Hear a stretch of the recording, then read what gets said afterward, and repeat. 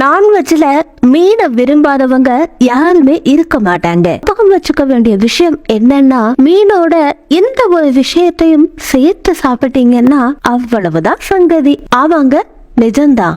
மீனை சாப்பிடுறப்போ நிறைய பேர் மீனை மட்டும்தான் சாப்பிடுவாங்க, அதாவது மீன் தலைய சாப்பிட மாட்டாங்க. ஆனா உங்களுக்கு தெரியாத விஷயம் என்னன்னா, மீன் தலையில தான் நிறைய சத்துக்கள் இருக்குது. பெண்களுக்கு தேவையான ஒமேகா 3 ஃபேட்டி ஆசிட் மீன் தலையிலையும் அதே மாதிரி மீன்லயும் இருக்குது. எந்த காய்கறிகள்லயுமே இல்லாத சத்து இந்த மீன்ல இருக்குது.